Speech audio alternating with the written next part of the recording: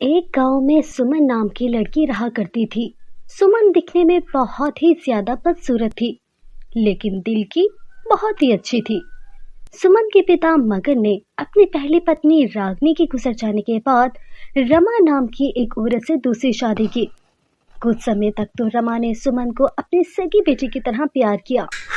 1 साल के बाद रमा ने अपनी बेटी को जन्म दिया। रमा ने अपनी बच्ची का नाम माया रखा। माया दिखने में बहुत ही ज्यादा सुंदर थी। रमा अब सारा वक्त अपनी बेटी माया के साथ गुजारती। उसने सुमन पर ध्यान देना बिल्कुल ही बंद कर दिया था। वह मगन के पीछे सुमन से बहुत बुरा बर्ताव करती। सुमन अपनी सुतेली माँ के डर की वजह से अपने पिता को कुछ नहीं बताती। ऐसे ही समय बीत रहा था। सुमन और माया अब बड़ी हो चुकी थी। आस पड़ोस के लोग सुमन की बदसूरती का खूब मजाक बनाते, पर सुमन को इससे कोई फर्क नहीं पड़ता। पर जब सुमन की सुतेली माँ और बहन उसे बदसूरती का ताना देती, बुरा भला कहती, तो उसे बहुत दुख होता और वह अपनी मरी हुई माँ को याद करके रोने लगती। एक दिन की बात है, सुमन अपनी सुतेली बहन माया के मेकअप बॉक्स से गुलाबी रंग की लिपस्टिक अपने होठों पर लगा रही थी। तभी वहाँ माया आई और उसे थप्पड़ मारते हुए बोली, तेरी हिम्मत कैसे हुई मेरी इतनी महंगी लिपस्टिक अपने मुंह पे लगाते हुए? तुझे कितनी बार समझाया है कि मेरी चीजों को हाथ मत लगाया कर काली भैंस। तुझे मेरी बात समझ नहीं आती? मुझे अलग अलग लिपस्टिक अपने होठों पर लगाने का बहुत शौक है, पर मेरे पास एक भी लिपस्टिक नहीं है और तुम्हारे पास तो इतनी सारी लिपस्टिक है। अगर मैंने इनमें से एक लिपस्टिक लगा ली तो क्या हो गया? माँ तो तुम्हें वैसे भी हर हफ्ते मेकअप और ड्रेसेस का सामान खरीद कर देती है, लेकिन मेरे लिए ना कोई चीज लाती है और ना मुझसे प्यार करती है। लगता है तो भूल गई है, वो मेरी माँ है, तुझे क्यों प्यार करेगी? बोल। माँ, माँ किधर हो तुम? जल्दी आओ, देखो आज इस कलमुही ने क्या करा है। माया के चिल्लाने की आवाज सुनकर कमरे में आराम करती हुई रमा बाहर आती है और बोलती है, अरे क्या हुआ? अब क्या कर दिया इस कलमुही ने? देखो ना माँ, इसने मेरी इतनी महंगी लिपस्टिक खराब कर दी। आईने में खड़े होकर मेरी लिपस्टिक लगा रही थी ये। क्यों रे कलमुही, तुझे बहुत शौक है ना अपने कल्लू जैसे मुंह पर लिपस्टिक लगाने की? चल आज मैं तेरी ये ख्वाहिश पूरी करती हूँ। जब देखो आईने के सामने खड़ी हो जाती है। आज मैं तेरी वो मुरम्मत करूंगी कि तू सपने में भी अपने होठों पर लिपस्टिक लगाना भूल जाएगी। माँ, माँ मुझे छोड़ दो, मुझे बहुत दर्द हो रही है। माँ, इतनी सी बात के लिए मुझे क्यों मार रही हो? बस जरा सी लिपस्टिक तो अपने होठों पर लगाई थी। एक तो गलती करती है, ऊपर से जबान चलाती है। बेचारी सुमन दर्द से कराने लगी। चल जा अब यहाँ से, अपना काला मुंह लेकर दफा हो जा। सुमन रोते हुए अपने कमरे में चली गई। बेचारी सुमन ऐसे ही आए दिन सुतीली माँ और बहन के जुल्मों को सहती रही। फिर एक सुबह रमा सुमन को आवाज लगाती है, कलमोही, अरे ओ कलमोही, कहाँ मर गई है करमचली? मैं कब से तुझे आवाजें दे रही हूँ। सुमन रसोई घर में काम कर रही होती है। काम छोड़ते हुए बाहर आकर बोली, क्या हुआ माँ? हम आज मसूरी घूमने जा रहे हैं। सच में माँ? क्या मैं भी आपके साथ चलूंगी? ज्यादा खुश होने की जरूरत नहीं, तू घर पर रहकर घर की रखवाली करेगी, समझी? अब जल्दी जा, मेरा और माया के कपड़े प्रेस कर दे, हमें जाने की तैयारी भी करनी है। तब तक मैं बाकी की तैयारी मुकम्मल करती हूँ। पर माँ मुझे भी साथ ले जाओ, मैं अकेले घर में क्या करूंगी? मेरे पास फालतू पैसा नहीं है तुझ पर खर्च करने के लिए। जितना कहा गया है उतना कर। अब जा, दफा हो। आधे घंटे में सारे कपड़े प्रेस हो जाने चाहिए, समझ गई है ना? बेचारी सुमन उदास मन से सारे कपड़ों को प्रेस करने लगी। तभी अचानक से उसे याद आया कि रसोई में उसने दूध गर्म करने गैस पर रखा हुआ था। सुमन गरम प्रेस को कपड़े पर छोड़कर भागी भागी रसोई में गई। शुक्र है दूध उबला नहीं, वरना आज माँ मेरी चटनी बना देती। चलो फटाफट से अब बाकी के कपड़ों को प्रेस करती हूँ, उसके बाद 1 घंटे कमरे में जाकर आराम कर लूंगी। सुबह से घर का काम कर करके बहुत थक गई हूँ। ऐसा सोचकर सुमन फौरन कपड़े प्रेस करने कमरे में पहुंचती है तो उसे कमरे में जलने की बदबू आने लगती है। अरे ये जलने की बदबू कहाँ से आ रही है? मैंने तो गैस बंद कर दी थी। ऐसा कहकर जैसे ही सुमन की नजर प्रेस करते हुए कपड़ों पर पड़ती है तो अरे ये क्या हो गया? मैंने माँ की साड़ी जला दी, अब तो वो मुझे नहीं छोड़ेगी। अब मैं क्या करूं? सुमन बहुत ज्यादा डर गई थी। थोड़ी देर में सुमन की सौतेली माँ कमरे में आती है और वह अपनी जली हुई साड़ी देखकर गुस्से से बोली, सत्यानाश हो तेरा, तूने मेरी इतनी महंगी साड़ी जला दी। मुझे पता है तूने ये सब जानबूझकर किया है। नहीं नहीं माँ, मैंने जानबूझ के कुछ नहीं किया माँ, अब मुझसे गलती हो गई, मुझे माफ कर दो माँ। क्या कहा? तुझे माफ कर दूं? आज मैं तेरा वो हश्र करूंगी कि तू जिंदगी भर याद रखेगी। जल्दी से अपना हाथ आगे कर, आज मैं इसी ब्रश से तेरा हाथ जला दूंगी। नहीं नहीं नहीं माँ, मेरे साथ ऐसा मत करो, मैंने कुछ नहीं किया। लेकिन रमा ने सुमन की एक ना सुनी और गरम प्रेस से सुमन का हाथ जला दिया। अब तुझसे आइंदा कोई गलती नहीं होगी। अपनी मनहूस शक्ल लेकर दूर हो जाए यहाँ से और घर के बाकी काम निपटा ले। माया बेटी, जल्दी से तैयार हो जाओ, हमें देरी हो रही है। मैं जल्दी से सामान पैक कर देती हूँ। इतना बोलकर रमा मसूरी जाने के लिए सामान पैक करने लगी। वहीं दूसरी तरफ सुमन के हाथ में बहुत जलन हो रही थी, फिर भी वो रसोई में बर्तन धो रही थी। कुछ देर बाद रमा अपनी बेटी माया के साथ मसूरी जाने के लिए निकल रही थी। तभी वो सुमन से बोली, सुन रही कर मोही, हम 4-5 दिन में वापस आ जाएंगे। हमारे पीछे घर का अच्छी तरह से ख्याल रखना। घर का एक भी सामान इधर से उधर नहीं होना चाहिए, समझी ना?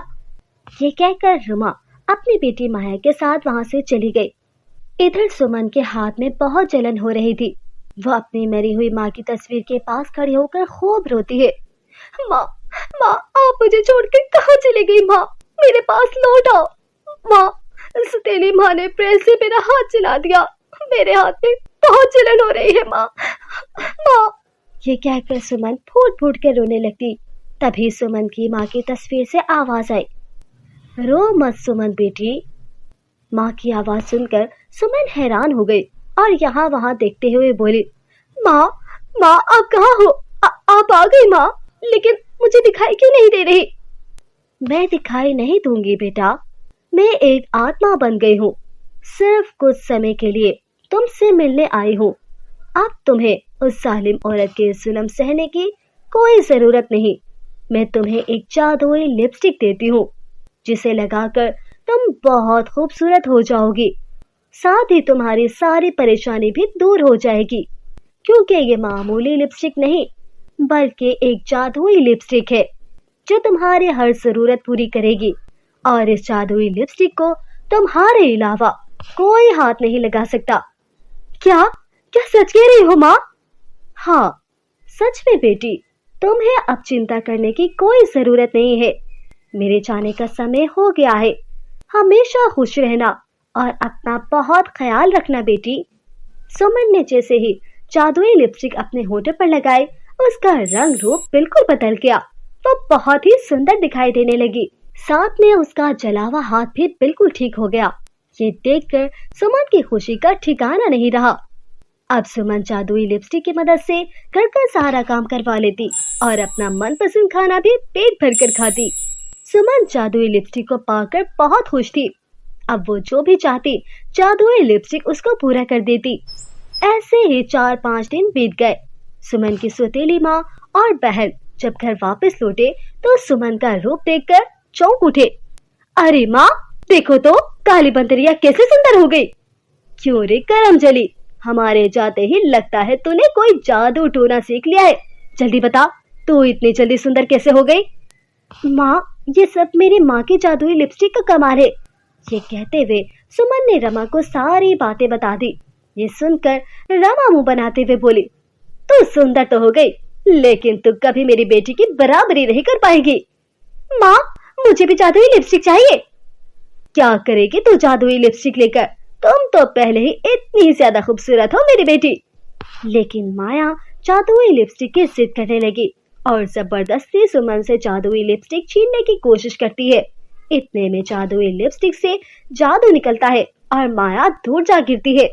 अरे अरे मेरी कमर। माँ, माया, इस जादुई लिपस्टिक को मेरे अलावा कोई छू नहीं सकता, इसीलिए आइंदा से ये जादुई लिपस्टिक को हाथ लगाने की कोशिश मत करना, वरना अंजाम भुगतने के लिए तैयार रहना। मैं ये जादुई लिपस्टिक लेकर ही रहूंगी। माया बेटी, छोड़ो, चलो अपने कमरे में। वैसे भी तुम बहुत खूबसूरत हो। ये जादुई लिपस्टिक का लालच छोड़ो। मैं तुझे कल महंगी महंगी लिपस्टिक लेकर दूंगी। इस गरम जली की सड़ी हुई लिपस्टिक लेकर क्या करेगी? देखने ही रही, तूने जैसे ही लिपस्टिक को हाथ लगाया तो दूर जा गिरी। अब दोबारा से इसको हाथ लगाने की कोशिश करेगी तो पता नहीं क्या होगा। इसने कहीं से काला जादू सीख रखा है। चल यहाँ से। ये कहते हुए रमा अपनी बेटी माया को हाथ पकड़ते हुए उसे वहां से ले गई। लेकिन माया मन ही मन में सुमन से जलने लगी। ऐसे ही 2-3 दिन बीत गए। एक शाम रमा के सीने में अचानक से दर्द हुआ। वो ढंग से खड़ी भी नहीं हो पा रही थी। उसने अपनी बेटी माया को आवाज लगाई, माया, माया बेटी, मुझे जल्दी से हॉस्पिटल ले चलो। मेरे सीने में बहुत दर्द हो रहा है। माँ, मैंने अपने चेहरे पर इतना महंगा फेस पैक लगाया है। मैं हॉस्पिटल लेकर अभी नहीं जा सकती। आपको आधे घंटे वेट करना होगा। क्या मेरी तबीयत इतनी ज्यादा खराब हो रही है और तू मुझे हॉस्पिटल तक नहीं ले जा सकती? मैंने तेरे लिए इतना कुछ करा, तेरी हर ख्वाहिश पूरी करी, तुझे किसी चीज की कमी नहीं होने दी। और आज जब मेरी जान खतरे में है तो तेरे पास मुझे हॉस्पिटल ले जाने का वक्त नहीं। अरे माँ, मामूली सा दर्द है, ठीक हो जाएगा। मैं ज्यादा तुमसे बात नहीं कर सकती वरना मेरा फेस मास्क खराब हो जाएगा। ये कहकर माया अपने कमरे में चली जाती है और रमा की तबीयत और ज्यादा खराब हो जाती है। इतने में सुमन वहां से गुजरती है और रमा की तबीयत खराब देखकर अपनी जादुई लिपस्टिक से रमा को हॉस्पिटल पहुंचा देती है। रमा को जब होश आता है तो वो सुमन को वहां देखकर कहती है, सुमन बेटा, मुझे माफ कर दो। मैंने तुम्हारे साथ बहुत बुरा सलूक किया, फिर भी तुम मुझे हॉस्पिटल ले आए। जिस बेटी को मैंने प्यार दिया उसकी हर ख्वाहिश पूरी की, उसने मुझे हॉस्पिटल ले जाने से इनकार कर दिया। और जिस बेटी पर मैंने बहुत जुल्म किया उसे मारा पीटा, यहाँ तक कि उसका हाथ तक जला दिया, उसी ने मेरी जान बचाई। मुझे माफ कर दो। ऐसा कहकर रमा सुमन से हाथ जोड़कर माफी मांगती है। माँ, आपको माफी मांगने की कोई जरूरत नहीं है। आप मेरी माँ हो, मुझे आपसे माफी नहीं चाहिए। बस मुझे आपसे माँ की तरह प्यार चाहिए और कुछ भी नहीं चाहिए।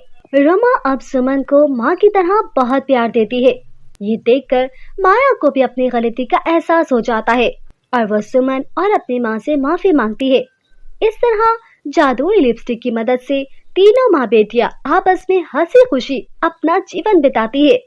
अगर आपको हमारी कहानी पसंद आई है तो लाइक, शेयर और सब्सक्राइब करना मत भूलिएगा।